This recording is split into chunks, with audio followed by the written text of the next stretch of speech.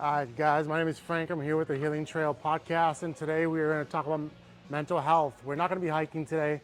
Today will be a rest day, but we are going to be meeting with somebody very, very, very important, somebody I admire and I respect, and we're going to hear a lot of good things. Her opinion is very valuable, and I hope you guys can enjoy. Today we are at the Phoenix Beer Co.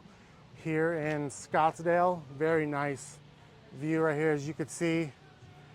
And the amazing Lori. Say hi, Lori.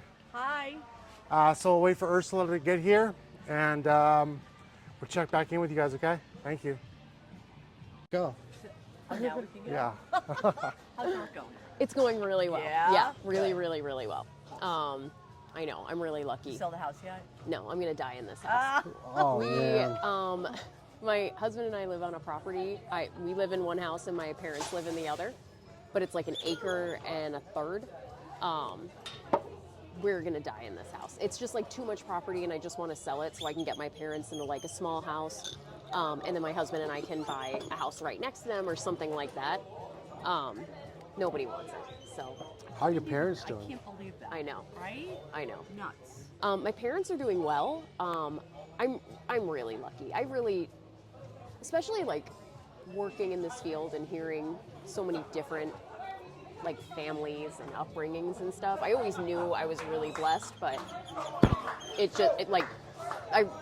we hit the jackpot with our family. I mean, don't get me wrong, we're all crazy in our own right, but yeah, they're doing really well. Yeah. Guys, so Ursula, why don't you introduce yourself? What's your name? Like, I know it's Ursula, but remind me again, what's your last name? It's Ursula Redendo. Ursula Redendo. Guys, we're sitting here with Ursula Redendo, and you guys know the famous Lori. I'm really glad that Ursula took a chance to sit here with us because I really value her opinion. I really value her opinion, and she has an immense amount of knowledge, and I feel very honored and fortunate to be able to sit here and just be able to have a conversation with her. So we're going to learn a little bit about her interests and some things that she's passionate about and her unique, valuable perspective. So thank you for sitting with us. You're local here. You're local to Scottsdale. So normally we do a hike in mental health. But I love that. I love that Ursula kind of said, "Hey, let's do it at a restaurant. Let's sit down. Let's have a conversation." The reason why I love that is because this is like self-care. Yeah. It is self-care. And self-care is definitely a part of mental health, and we definitely want to show that side of us. I would love to take the credit for it being like, I'm just, into self-care and I take care of myself. But the reality is my ego would never allow me to be like fucking, oh, I don't think I can curse. Sorry, Frank. Edit that out. Cut that. My ego would never allow me to be like huffing up a mountain trying to talk. Even watching your episodes, like, I don't know how you got, I would be a mess. Yeah. Wait, just really quick. No way. So I was like, I'll do it, but we're going to be sitting. Yeah. And then Frank says hi to everybody on the trail. I know, I My noticed family that in too. New York is like, tell Frank to be more like New Yorkers and ignore everybody. Totally. Head down. I don't want to say anything. Yeah. I'm glad to like see other people out and about and engaging with people because I know they share a common, right? I guess that's it. I see people out, they share a common. That common is the quality of where our mind state's at, and I value that because I'm a nerd and I have issues. Ursula, what are some things that you're passionate about? Lori had mentioned something about like your perspective in addiction, having not been. It's a unique perspective because you are not in recovery, right? Right. Yeah. But you're so good at what you do. Thank you. That's me, honestly. Yeah, it's funny. I've been thinking a lot about it. So my background is in business. I owned my own business, sold it in 2017. I did a lot of consulting work. So the only reason I got, at the time I was doing some consulting work for businesses, and I realized that while I was focusing on more of like efficiency and logistics and like business related things, I actually was doing a lot of conflict resolution and interpersonal skills. So at the time, I thought, oh, I'll just pop on over to school, get a therapy certificate, and I can like add this to my consulting What made you component. decide to do that, though? Well, first of you all, were successful too. yeah, I mean, because in my mind, I assumed that it was just like a certificate. Like I thought I'd just let's like, highlight this real didn't know quick. you were getting into She said, while I'm running a business, why don't I just pop out and get a certificate? Really quick. Some things that people spend their entire life trying to do. She said, hey, let's just go get it. That's how efficient Ursula is. But go well, ahead. you know, obviously it's not just a certificate. It was like a whole master's program, but yeah, I've always been like that. Again, I do credit my family. My parents both are just like so crazy supportive and encouraging, and always made me feel like, yeah, give it a shot, and if it doesn't work out, we'll help you. Right. And I think just knowing I had that safety net of people that would just genuinely be like, okay, like what do we need to do to fix Yep. this? Yeah. I was lucky that I didn't ever have to get them to fix anything. Like my life did work out well, but I think just knowing they were there, Yeah, it was like, totally. whatever, I'll try it. Totally. Right. So- they didn't say, "Oh, you're nuts," Yeah. or anything, right? Yeah, or what are you that's doing, A or- waste of money, or You talk a lot. What makes you think you'd be a good therapist? Yeah, Therapist is about listening, and you talk too much. Don't do it. They never said that. yeah. So yeah, that's what kind of got me into therapy in general. I thought I would use it in a business setting, and it was just a complete God shot that for my internship, Cornerstone Healing Center was just right down the street from my house, and they were paying for an intern position, and that was, in truth, Yeah. the only reason I even Yep. went there. Yep. Unique. I don't know anything at that time. I don't know anything about recovery, and not only am I not in recovery, nobody in my family have really suffered from addiction or had any drug or alcohol issues. Wow. And this is true and embarrassing, I've never even smoked pot.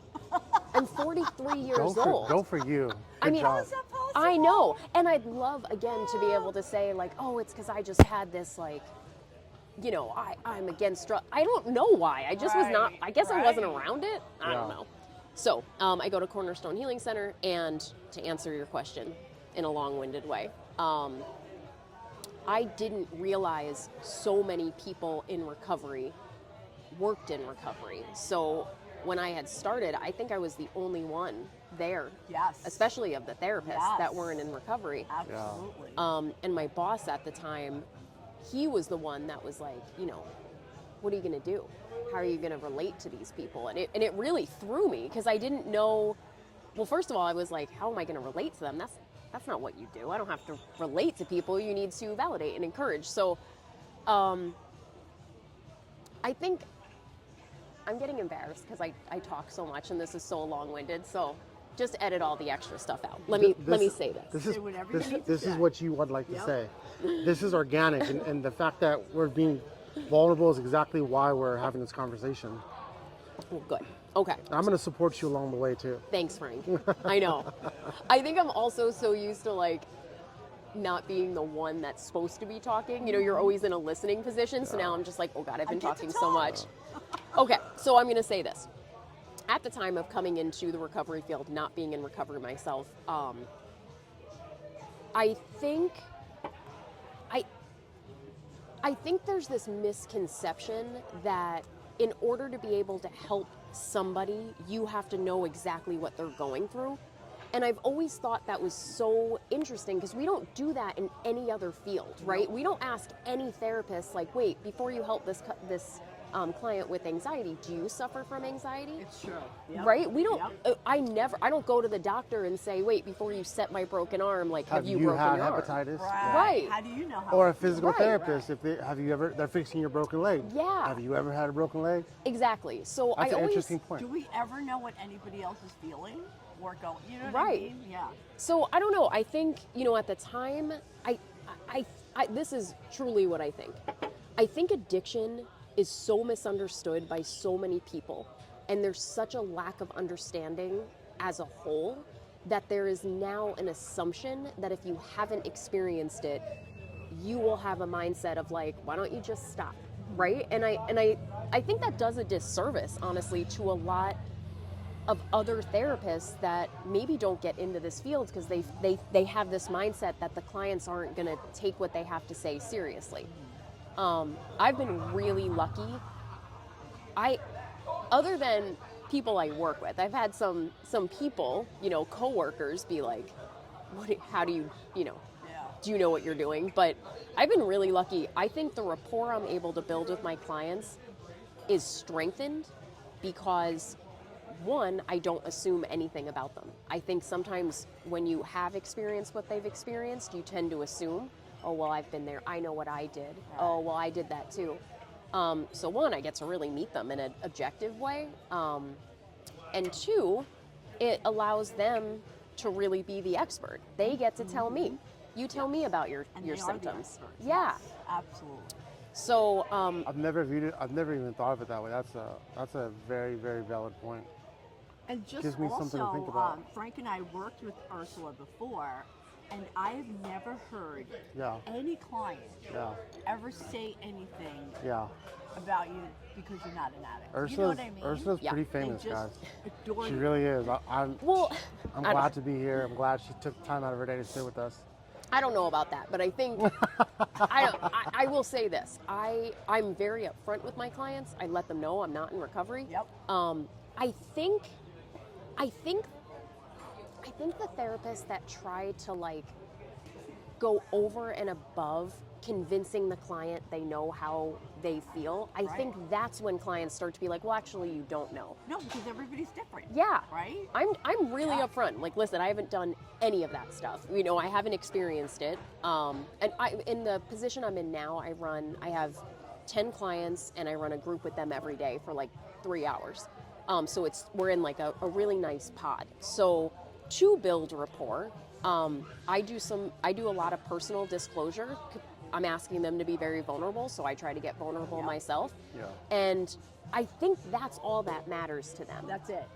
They just want to know that you care. Yes. That you're a person and you have a life and you struggle with whatever else, right? Yeah, I think there's and again, this might be my own ego talking, but I think there's also something really special for them knowing I am here helping you because I want to be. I think in their minds it's oh, well, you work in recovery because you've been in recovery. I think they feel really special, and I tell them all when you ask what I'm passionate about is letting them know there's been a really long time that nobody's listened to you. Right? You've gone through this long active addiction process where nobody's taking you seriously, nobody cares about what you say. I'm that person. I'm going to listen, I'm going to care. I'm not going to abandon you, I'm not going to leave. I think that's it really is an honor to be in that position in somebody's life, So that's it. So I think that's an amazing point. So I have been in addiction and I have been in recovery and I recovered. And in my recovery, I didn't do addiction treatment centers. I didn't go to rehab. I got sober on myself. Oh, wow. By myself. Yeah, he's got a great story too. And to Ursula's point, and this is something I argue with all the time with clients, is were you in addiction? What does it matter? Right. And I know why they're doing it, because they want to feel a connection. If you suffered like I suffered, then we can talk. But here's the thing. I'm not here to reinforce everything you've been through. You know what you've been through. I'm here to get you to a point in life that you've never experienced. And through getting to that point in life you've never experienced, you must come in contact with people who've never had the exposure that you've had, right? If I want to learn about chess, I'm not gonna go to somebody who's playing badminton. I'm gonna go to somebody who's playing chess and only knows chess. Yeah. So the absence of someone who has the absence of being in recovery puts them in a stage of years of reinforcement of sobriety that's super strong. And sometimes they ask me, oh, are you in recovery? Yeah, I was, but check this out. I didn't need people around me to help me fail. I'm not gonna go hang around people that know about bad things. I'm hanging around people who don't know about bad things and all they know about is good, so that I can absorb that. When I tell some of my clients who only want to talk to people in addiction then they see it and they're like, oh, this is somebody who was in addiction, who says, let's not glorify it. Let's reinforce behaviors that we're totally unfamiliar with by having conversations with people who've never been through what I've been through. Right? Yeah. Can I ask, so when you say that, do you mean in terms of like AA meetings, like you didn't like going to meetings because it was reinforcing old behavior? Is that? So I didn't even know AA meetings even existed Oh wow. when I got sober. I didn't know what a sponsor was. I didn't know that You would've learned all insurance that. paid for somebody to get sober. Right. I just thought like people who were in addiction were just outcasted by the world and they were just Right. left to fucking die. So then that goes to that question, right? So Frank, would some people tell me, so Frank, should I just quit AA? Should I not have? Because some people go to that extreme. Right. Sure. Ursula's not going there, but some people do go to that extreme where they're Right. like, hey, so should I just quit my sponsor? Should I just go to AA because you did it alone? Yeah, but here's the thing, like, why would you want to go through it alone? Right. Yeah. If you have support and you have resources, why would you? And for people with addiction, they often use that as a cop-out. Of course. I could do it with Right. myself. They'll take that and no, run you, with it. No, you Right. can't, because if you could, we wouldn't be having this conversation. Right. Yeah. And then for me, though, I feel like because I went to treatment and I did all the things. I got a sponsor, I worked the steps, I took every suggestion, but it puts me in a position where I want my clients to do that, and I have to stop doing that, right? Like I can't expect them to do everything I did. Yeah. Right? And I feel like them with me, they have to hold themselves to my standard, and sometimes that's not good either. Right? Yeah, So- and sometimes I think, especially depending on where they're at in their treatment, because we also have co-occurring, disorders and things like that. They're Yes. they're looking, you have to think about it, or at least this is how I think about it. For really, I take more of like the mental health side, anyways. Just in my position there, we're a mental health primary. They've spent their whole lives kind of usually in like pretty traumatic environments. They've had a lot of dysfunction in their family. So having somebody tell them what to do with their past experiences in childhood is already a big risk for them anyways. Yep. So sometimes they're almost looking to prove you wrong, like that cut off your nose to spite your face type thing. Yeah. I will say though, I actually went through the steps. I got a sponsor when I first started at Cornerstone and went through the steps. I love that you did that. Yeah, I really, and So cool. that's what I mean about like understanding the client's journey. I do my best to understand how they're going to feel. Every intervention I use, every like assignment that I give my clients, I do myself, so I can kind of feel like, oh, this is how it felt to go through it. Yeah. That's dedication. Huh? I haven't done. I'm gonna have to do that. Yeah, it's a great It's- idea. I'm gonna have to do that. Yeah, Put my money where my mouth is. Yeah, it really, it changes, for me, it changes the way that I process with them. Yeah. And all of those assignments, you don't need to be an addict to get something Not at out all. of those. You figure out a lot Yeah. about yourself and your family and all of it. Right? Absolutely. When I had started at Cornerstone, like you, I didn't, I knew what AA was, just like in context, but they handed me a big book and I was reading it the whole, I was there for like 2 days with nothing to do. And Lionel kept being like, just read the big book. And I was like, all right. And I was reading that book and I honestly was like, what the fuck? Like, this doesn't make any sense. Yeah. How is this so popular? And I'm really smart. I'm a smart girl. And I was reading the book just like, huh? She really is. Guys. So smart, guys. And if you want to know how smart, just ask me. I'll be sure to tell you. Good job. I really did not understand it at all. And I was, Well, and it's written in 1935. yeah, it was So- it was confusing, and I didn't understand the context. And if we're being honest, there are, and this is true of any group, we always get extremists.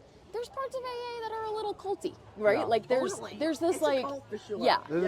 I have something to say. I want to go ahead. No, finish your sentence. So all I was gonna say about that is I'm reading the big book. It made no sense to me. I was honestly very concerned. I was just like, this is really weird. Yeah. And then I luckily luckily to a few open meetings and I found a sponsor. And I asked her hey, I'm not in recovery, but I really want to understand what the step process is and what's expected. And she was incredible. Took me through each step, and she's like, I'm going to take you through it just like I would a sponsee.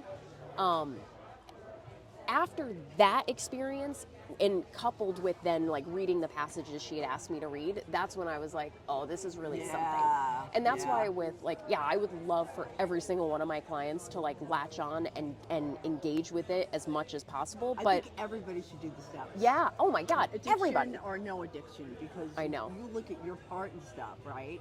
You take accountability. I'd never done that before in my life, right? Yeah, absolutely. So, yeah, with that being said, like I definitely push that with my clients, but you know, like you just have to like, you have to understand, I think, you have to roll with that resistance. If they're resistant to it, there's a reason. Let's explore that before I'm just like shut down. No, get your sponsor, do it. You guys want to order? Oh, sure. Yeah. Do you guys want to order? Are you? Yeah. Yeah. Do you guys know what you want? Yes. Can I get the free chicken sandwich? Yeah. That's grilled, right? Yes. And can I get a salad with that? Yeah, for sure. What kind of dressing? Do you have like vinaigrette? I have a creamy malt vinaigrette, or I have a Ooh, strawberry that sounds balsamic. good. The first one. First one? Thank you. Gotcha. What's Applewood bacon? The black. The black. Sandwich, Do you want to yeah. add any extra protein? Chicken, salmon. Can you swap out the bacon for chicken? Is that possible? So we can't swap it out because the chicken is extra charge. Just leave out the bacon. But no bacon and then add Yeah, chicken. please. I don't mind that. What are you getting? The black. It's just like a BLT, but with Oh, chicken. cool. And then how about for your side? Fries is fine. Fries. Yeah. Thank Any you so ketchup much. or ranch on the side? Ketchup. Ketchup? Please. Yeah. Thank you so much. How are you? Could I get? I'm trying to think of things that won't make me look like an animal if I eat it on camera. I'll do the pretzel bites. I don't fucking need that.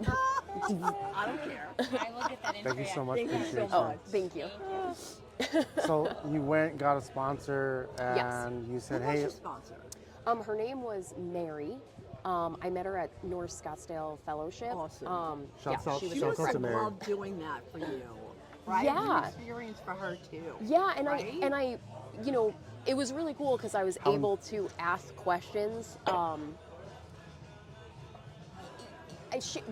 Well, let me just tell you her perspective. She's like, it's interesting doing this because normally when clients or sponsees like question or don't feel something, again, it's kind of like, listen, just keep doing it till you feel that spark. Keep doing it till you feel that spark. So she was like, this is such an interesting perspective for me because I can really explore like what it is that you're not understanding or don't want to do or why it feels weird for you because you're doing this to learn rather than get sober, I guess. So yeah, it was really cool. It was a really cool experience, and I was able What to did you go. learn about yourself through that whole experience? So I mean, because we're all powerless over certain things. I mean, yeah, a lot of things, right? I think for me, like the biggest thing was I've always had a really strong faith. I'm Catholic. I went to Catholic school for like a million years. We still go to church every Sunday as a family. So I always had this like really strong belief in God, but I think I don't even know how to describe it. I didn't realize how much I was really taking the control. Even though I'm saying the words, I'm leaving it up to God and God will make this all work. Control. There was this meme of Yes. DJ Khaled like looking, he's like peeking around a corner, and the meme is something like me checking on God if like things are still in his hands. And I'm like, that's how I basically was living. So I recognize this, like, obviously, you know, I'm controlling by nature anyways, but I didn't realize how much of that was leading to future resentments, especially with my family. Like I'm the doer in everything. Yep. So I would take on these roles and I'll do it and I'll handle it. Don't worry, I got it. And then I would sit at home and just be like, nobody's helping me. How dare they? I'm the baby in the family. Yep. So I Practice learned a scenario. lot about that. Yeah, Practice totally. scenario all day. And then just, I think, really this true understanding of acceptance. You know, again, I had, you know, I said the words, right? Yeah, I just let things happen as they happen, blah, blah, blah, blah. But it was, Bullshit. yeah, it was this real, like, oh, I can take a step back and truly just accept the way this is going to play out. Exactly. Yeah. Right? Control the things that you can. Yeah. Right? And that's it. And I think that really helped my therapeutic practice too, because I'd find myself with clients, you know, again, coming from a business standpoint, kind of wanting to always hit these markers and meet these metrics. Yes. And sometimes I have to drop into that space. Like I am just here as an observer, right? And I have to just accept what's playing out in front of me. I don't have to fix, I don't have to jump in. So yeah. And also you learn how resentments are not good for anybody, right? Resentments are going to lead to, you know, nothing good. Yeah. Never anybody. Sure. Yep. These are very good. This is a very good conversation. Good talking points. I have so What many do you questions. like about the steps? I like that it gives. So here's the thing, right? Like, I too, like Ursula, came from a place where like, at first my emotional side was like, this is kind of cultish. This is kind of like, how can I control population? What are the numbers from when AA came out to present day? Are the numbers improving? Are they declining? Are they kind of staying the same? What's the quality of What are the stats? the effectiveness of Right. AA on population? Is this like really working? So I did a lot of research on it, and the fact is that the numbers have been decreasing a lot. But that has nothing to do with AA as its positivity. It's a positive effect it has on people. That's all across the board with any therapeutic practice. CBT, when CBT first came out, it was the numbers. Modality, The numbers right? were amazing, and then over time it decreased.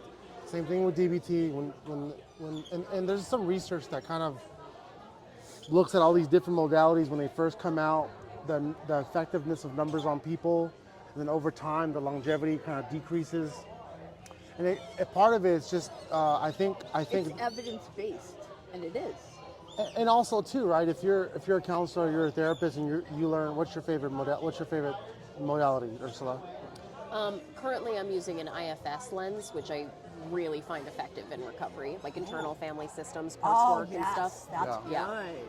So you know, there's the research shows that under observation, a therapist can be excited about one modality, one moment in their career, as opposed to towards the progress of their career, they become excited about another modality, and the effectiveness of that modality then decreases over time. So then you get that across the board, Right. across America, across different And it's cool to treatment try centers. different modalities and see what works, right? And like combine them, right? So there's definitely the variable. More to it, yeah. There's definitely the variable of the level of effectiveness different modalities have on clients over time, based on the newness of the modality and how new the research is for it. But that was kind of a long-winded answer to how I feel about the steps. How I feel about the steps is, you know, what a lot of people don't understand is the steps are an amazing thing, but the people who wrote the steps truly had trauma. Dr. Bill, right? Yep. He grew up in a very violent household. It's actually what pushed him to become a doctor, and it's actually what Dr. Bob. fueled. It's actually what fueled his alcoholism. Is the unresolved trauma that he was exposed to as a kid. So I think the steps, or I'll put it in this frame. Any positive information that has a positive influence and doesn't hurt anybody else is a good thing, Sure. Yeah. right? Totally. If I think that sitting here every day and talking about mental health is going to help keep me sober, then let's do that. Yeah.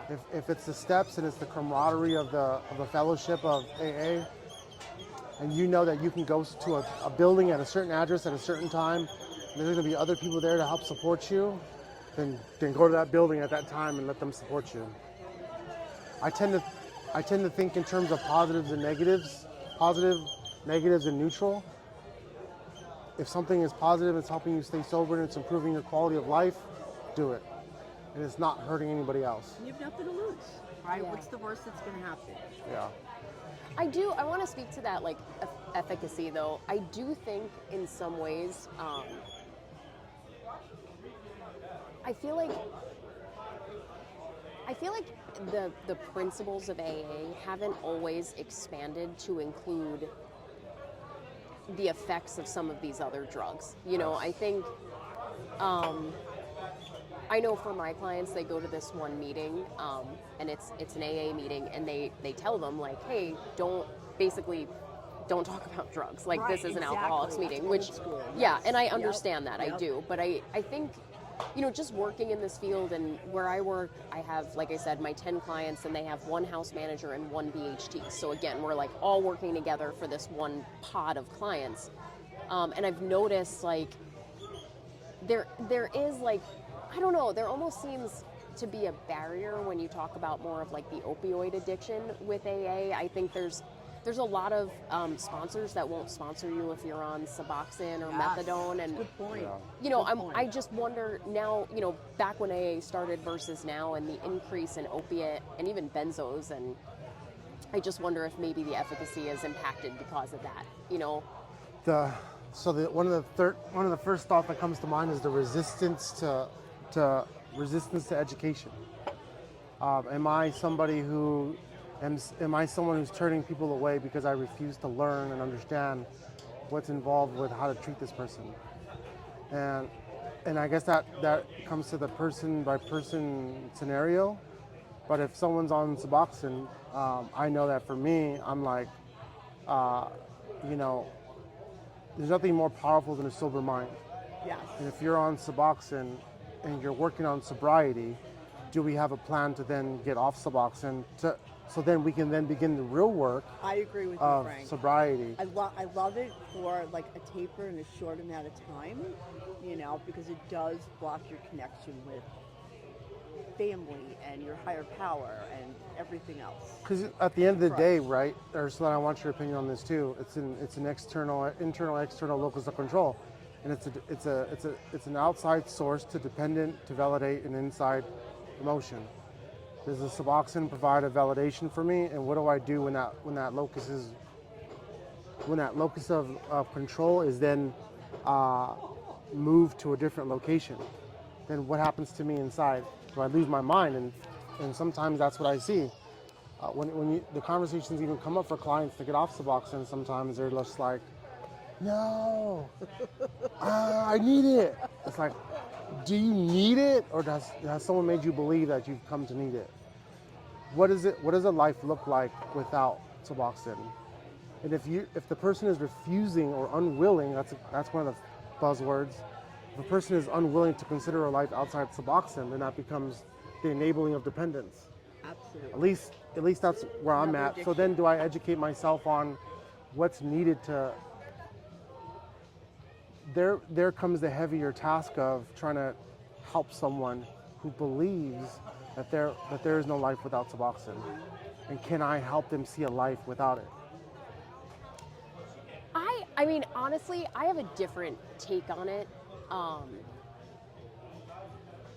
think, and this is just my perspective, I think we run into problems when we tell people what they need to feel their best, right? Because even hearing you talk about Suboxone like that, I was trying to think about it in terms of like mental health drugs, right? If I have a client come in and they have bipolar and they have a chemical imbalance in their brain and they're going to need bipolar drugs, we would never say, well, wait, let's try to fix this on our own. Let's try to give you coping skills and Good point. things that you can do to fix that. Now, can you handle your mental health symptoms without medication? Sure, right? But if those symptoms, and this is how I look at it, if your symptoms, whether it be with addiction, substance use, or mental health, if your symptoms are a barrier to you learning and educating and utilizing skills, then let's use medication, right? We would do it in any other sense. Yeah, that's a very good point. Yep. And I think, you know, again, personally, I probably would feel the same way if I was, I think I would want, like, okay, I got off the opiates and now I'm on subs and now I'm going to taper off. That's probably personally how I would feel. But when I look at some of these clients and I see how the opiates have affected their reward systems and how, like, Suboxone isn't just like methadone where it's just little bits of opiates. It affects that reward center in your brain. If this one strip, or I don't even know how they take it, injection, whatever, if that is going to prevent you from getting a big old bag of heroin on the street, then let's do it for the rest of your life, right? Right. So I try to keep an open mind with that because, again, I don't know how that feels, right? I don't know how that addiction feels. So, And you're supporting the client no matter what, right? And I think that's, but to your point, I definitely think there's nuance there, right? You can tell when the client is doing drug-seeking behavior, wanting to just keep taking their subs because they, are kind of still chasing that high. Yeah. But I do think there is a lot of clients, and I've noticed that it tends to be the clients that got addicted via a doctor's prescription. Like the clients that didn't have any issues with like alcohol or other drugs, got an opiate prescription, started having withdrawals, and now this is where they're at. Right. Oh dang, that looks good. Pretzel bites. Thank you. And then the free beer. thank you. Beautiful. Enjoy, guys. Thank you. Go ahead, Ursula. I notice with them, they really do feel like their brain was altered in some way. They had never had a feeling of being high. They never had the how they always say they're it kind stopped of being bamboozled. fun. Yeah. Like the rug kind of just came from underneath them. Absolutely. Like they didn't have that experience of like hanging out with their friends and getting high. Oh no, now I'm addicted. They genuinely were taking it. You know how it is. And then they think their pain is still there, so they take more of it. And now they have the physical withdrawals, and now they're in full-blown addiction. They can't afford the prescription, and now it's heroin. I find with people like that, they tend to feel like, I've never experienced my brain needing something like this before, and I think subs really help to curb that. It almost like affects their ability. How do I say it? It almost puts like a block there that it's like, no, you don't like that anymore. That's how they feel with the subs. So again, and like Lori said, I think it is like client specific, and you just kind of have to be there for them and support their decision. And then if it doesn't work, kind of the same thing I said about my family, right? Like that's how I want to be for them. Like, listen, I'm going to encourage you. I'm going to give you my best recommendations, but try it out, and I'll be here when, if we want to switch it up. It's just scarier with addiction. Really, right? Yeah. You roll with the resistance and then let them figure out the incongruities in what they're after, right? Absolutely. I mean, it's scary with addiction because obviously the outcome could be death very quickly, so I think that's very, very, very good point. I hadn't considered that. I've considered that. Well, if it keeps them from using a bag of heroin, then let's give it to them, right? I've considered that. Ursula, do you think that there are areas of the resources we provide in terms of treatment? Do you think that there are areas for improvement? I sure do. Here's where. This is honest to God what I think. Good question. I'm so glad you asked. So many ideas. I feel like I don't want to say it out loud because I have this like business idea, but neither here nor there. Rest assured, if you steal my idea, I'll still do it and I'll do it better. What I wish, and I realize that the barrier again is like payment and insurance. I personally think the first year of recovery and treatment should just be staying sober, right? Like a real focus on just recovery, whether it's AA, 12-step based or otherwise, like let's get you living without these drugs. Let's build up your social skills. Let's build up your routines, your habits. I think we sometimes do a disservice to clients by focusing so heavily on mental health that early in treatment.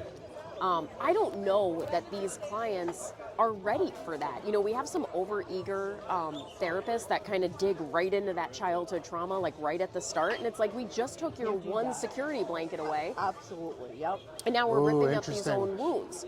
So what I would love to see is almost like, I almost want to reverse it. So you know how after treatment, then you go into sober living and you do like a get well job?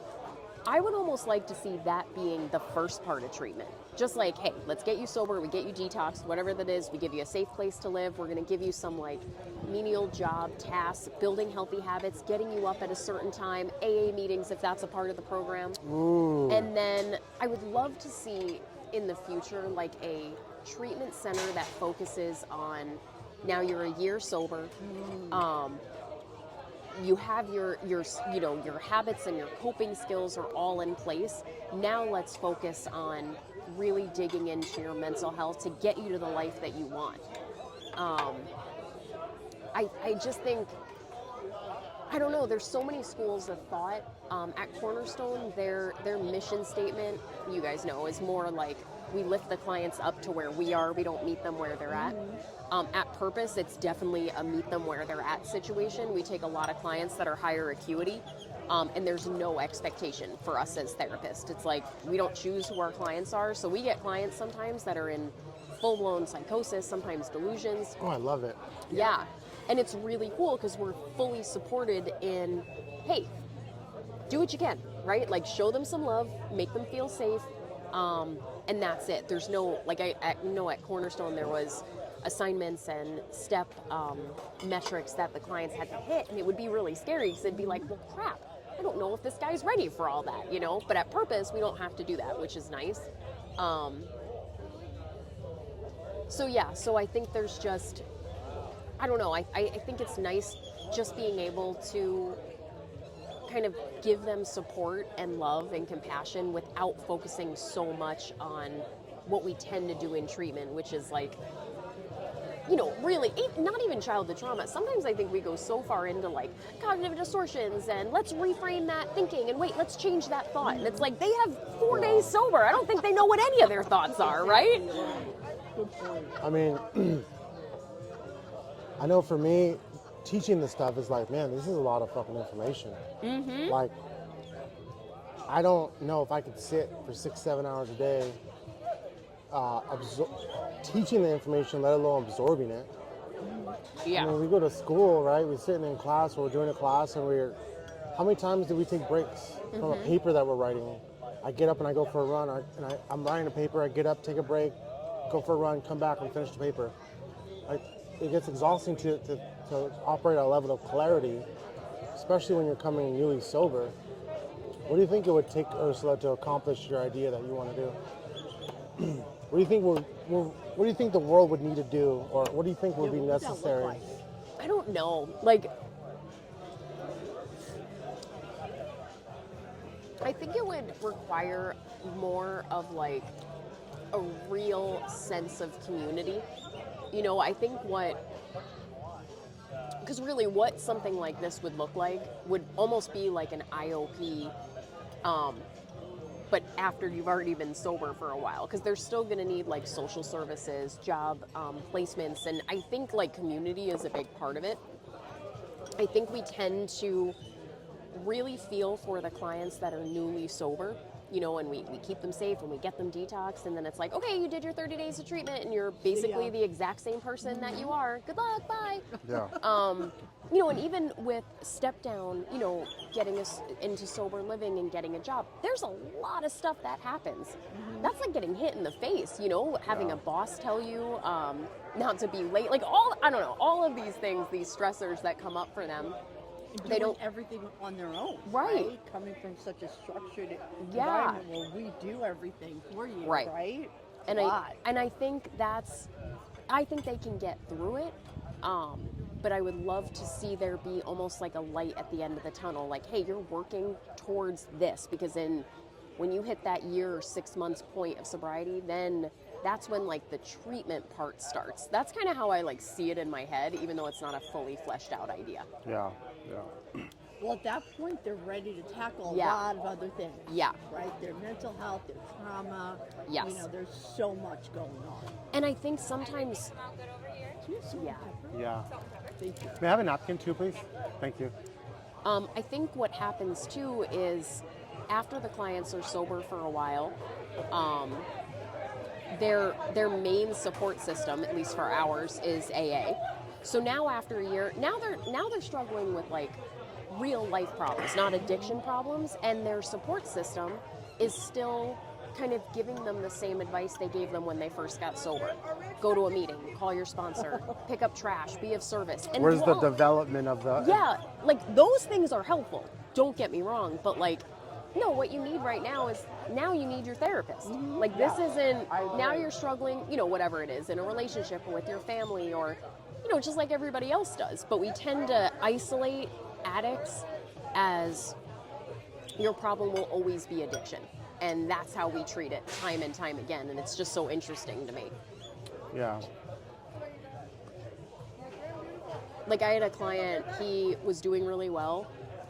He had about a year and a half sober, and he had called me and was just kind of talking about what he was doing and how he was feeling. And he was like, you know, I called my sponsor and my sponsor told me, pick up trash, get another sponsee. And again, all that's great, but what he was saying to me, I was like, oh, it sounds like symptoms of depression.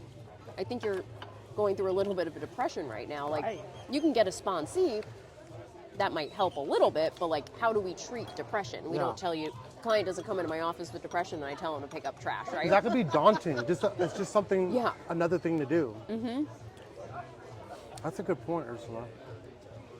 You've made a lot of good points that previous to this conversation I've never considered. Do you say that to all of your people on this?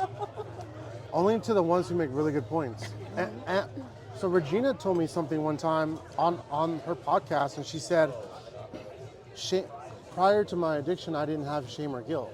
It was narcissism, it was ego, and it was Yeah. pride.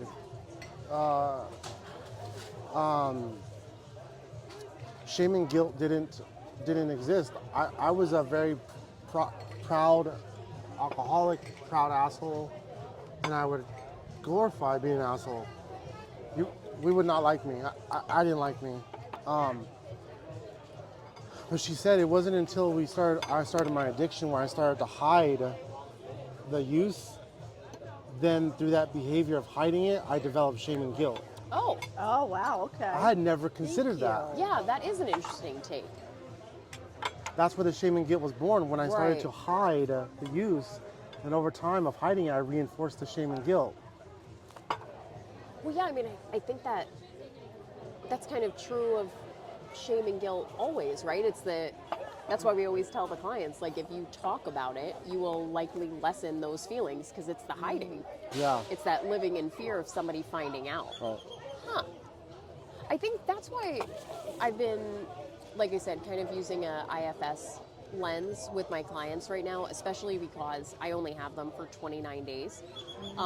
So what's really cool about parts work is essentially you have these childhood, well, usually childhood, but these wounds, right? And then you have these protector parts that try to protect you from those wounds getting triggered. So over time, these parts, if you have a lot of wounds that aren't healed, they're going to be overworking because they're constantly trying to keep you from being triggered with feelings of abandonment, loneliness, trauma, whatever it is.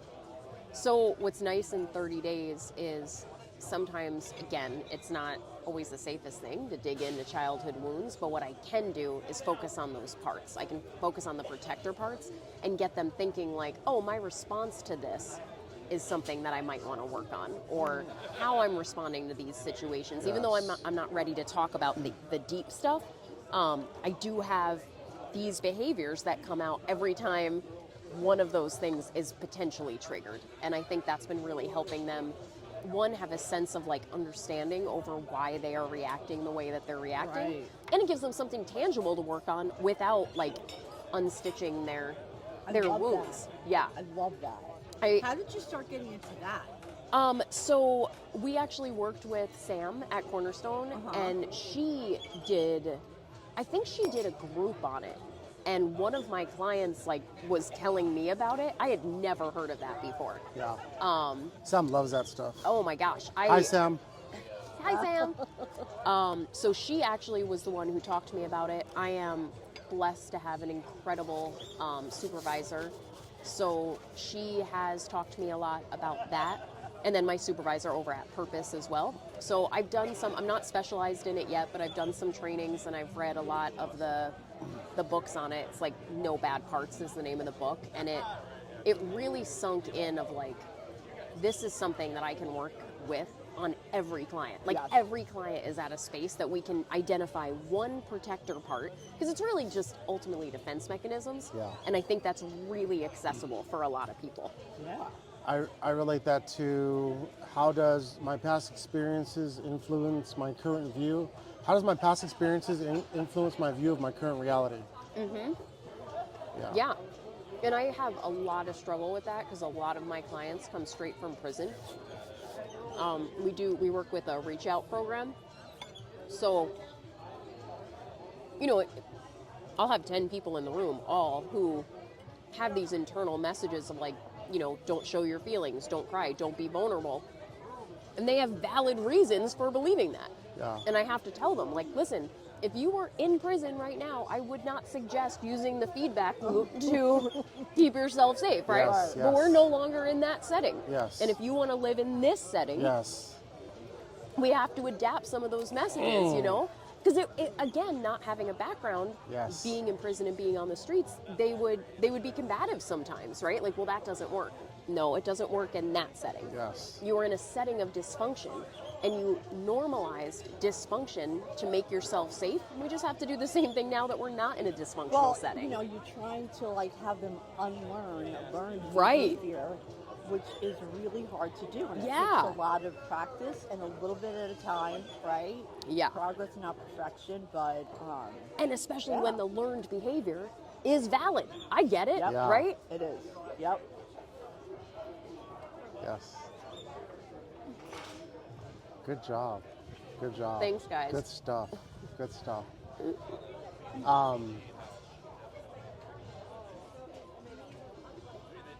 I often relate, same thing that you said, Ursula, but I say, look, man,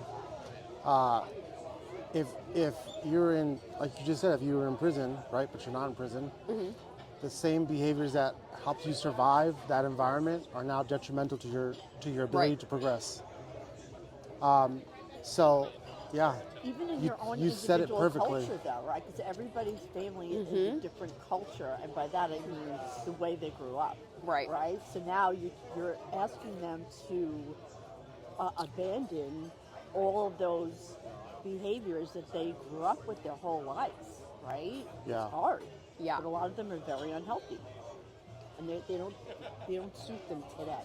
And right? it's funny you say that because another thing that kind of got me more into the parts work is Karen, who is my supervisor. She does a lot of family systems, and I really like that. I like doing those like labels and messages that you learn in your family of origin. But what I noticed, because it's been so ingrained, I was having the clients were taking it like I was picking apart their family, you know, and I had to really get them in a space like, I'm not saying anybody's bad, I'm not saying anybody's wrong, I'm sure your mother's a lovely woman, it's just that like she kind of taught you some things that aren't working for your life right now, and we'd have to relearn them, and it could be another barrier. So I think focusing on their reactions, regardless of where they learned them, is more, now we're getting to the place where it's like, is this working for you? Do you want to keep doing this? What I'm hearing you say is you fist fight anybody who questions you. Is that working? Is Yeah. that not having boundaries. Right, Like, yes. I didn't even know what boundaries meant until I came into treatment. Yeah. You know, I really had no idea. I didn't think I was allowed Yeah. to have put up boundaries and keep them, right? Yeah. I mean, that was a big thing that I had to learn, you know? What are the results of this specific behavior? Yeah. And are these results desirable? Are the results of this specific behavior desirable and put me on a trajectory to where I want to move in the future? If you can say no to that question, then let's consider Yeah. learning a different behavior. If we're okay with our behavior resulting in a fight, and we're okay with that, then that's where the willingness comes into, right? So you're unwilling to learn something new. You like the results. Yeah, I do like the results. Do you really like the results? Do you really? You have a lot of knowledge, Ursula. I don't think we've ever sat down. We've we've chatted a little bit. I don't think we've ever sat down and really heard like your entire this isn't in your entire perspective, but a good portion of your perspective on some of the things that you're passionate about. This is good stuff. Thanks. I Yeah. remember when you were leaving Cornerstone, Frank grabbed me. He's like, "We have to do something about this." I know. Yeah. It was so hard to You were leave so there. upset. I I know, know. I It was I really, bet. really, really hard. I loved working there, but I, again, back to like that whole acceptance thing. So many things have happened since then that I was like, oh, I know I made the right decision. You know what I mean? Yep.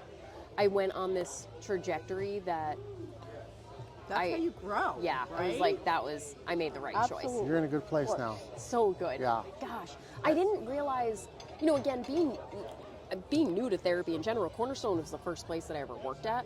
So I only had that as a comparison. yes. So it was just like, I guess this is how it is in recovery.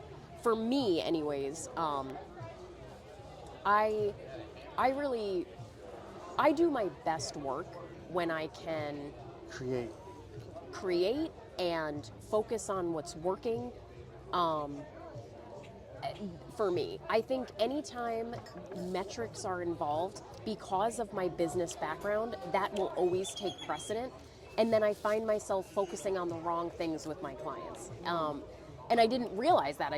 I thought that was how my brain worked at the time. But now that I have the absence of that, I've really seen just my kind of practice grow in a way that I don't know that it could have there for me. Yeah. You know? Yeah. I think that's the only way you can really grow. Yeah. Right? Is to, see what other people do and get that experience. So Yeah. that you can use that to help your clients. Yeah, Right? absolutely. Yeah. Guys, me and Ursula are gonna eat. Ursula, do you have any final words? Final No. thoughts? I ate the whole time. Sorry.